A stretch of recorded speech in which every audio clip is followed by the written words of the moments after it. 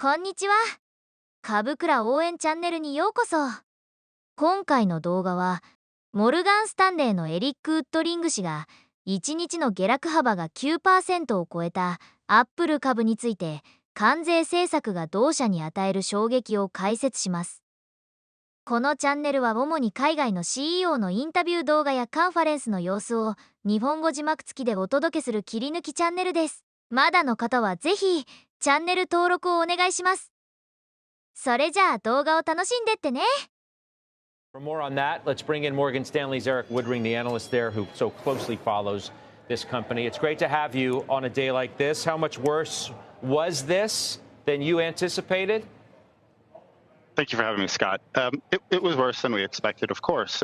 Really, when you look at the incremental reciprocal tariff coming from China or applied to Chinese exports, when you look at the reciprocal tariff to markets like India or Vietnam or Thailand, where Apple has diversified their supply chain to, there really is nowhere to escape. Effectively 100% of Apple's products sold in the U.S. will be tariffed at a pretty exorbitant rate right now. So that was not my base case. I'm not sure that was my bear case either, but here we are. So we're seeing the stock react in real time to it.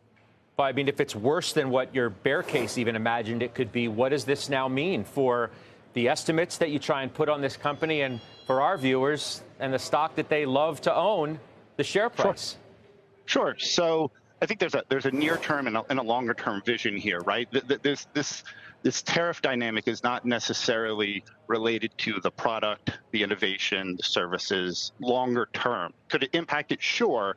But what we're talking about is somewhat the uncertainty, at least somewhat similar to March of 2020, where sure, there's a first order effect of there are tariffs imposed on your goods imported to the U.S. What do you do about that? I'm almost more worried about the second order effect, which is you almost certainly have to raise your prices. Good old supply demand tells us when you're raising your prices, your units, your volume is going to be lower.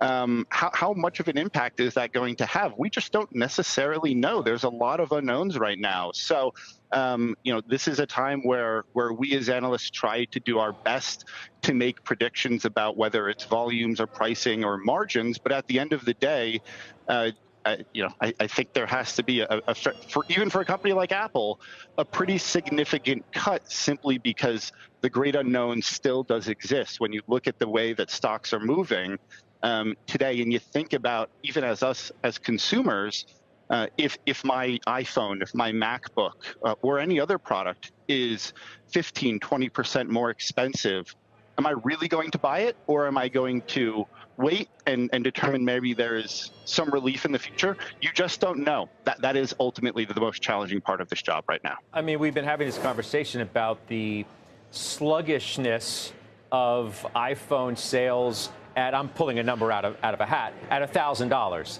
Now right. You're going to tell me it's going to cost $1,500 and all of a sudden you're going to get a flood of buying? Oh, no, that's not what I'm saying. But no, I know. I know you're not saying that. I know you're not saying that, but I'm saying in the collective, the zeitgeist is like, okay, I wasn't really going to buy it at 1,000, but you jacked the price up now to 1,500. I'll buy it now. Yeah, no, exactly the opposite, in fact. Although I would say we do believe that to offset the price or the cost of these tariffs in the U.S., Apple would have to raise prices kind of across the board by call it 17, 18%. And the one good thing about when we think about buying our iPhone is that most of us actually around the world still do buy on an installment plan. So yes, at first we'd say $1,000 phone goes to $1,200. Definitely an impacted demand. I'm not denying that.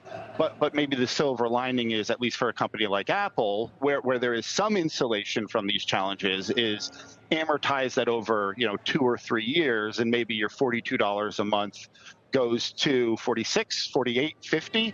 You're not necessarily quote unquote breaking the bank mentally as much as opposed to if you're buying something outright for $1,000, $2,000. Obviously, that is much more painful to your wallet.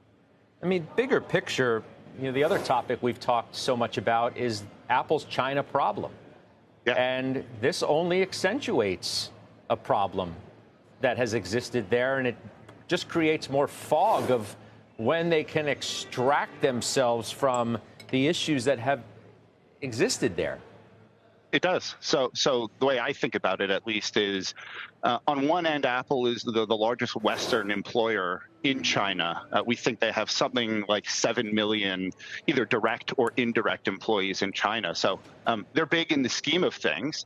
But what theoretically would happen if China came back and said, you can still build your iPhones here. You just can't sell them here, right?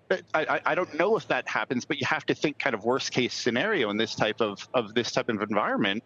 That's 35 million iPhones shipped annually at an ASP of $1,000, right? That's $30 to $35 billion that can effectively evaporate. Again, I'm not saying that is what is going to happen, but in this type of environment, think worst case scenario.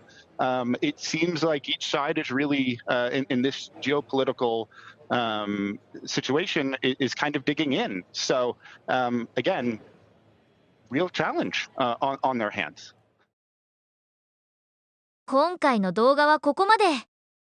みんなチャンネル登録絶対に忘れないでね。それじゃ、また今度。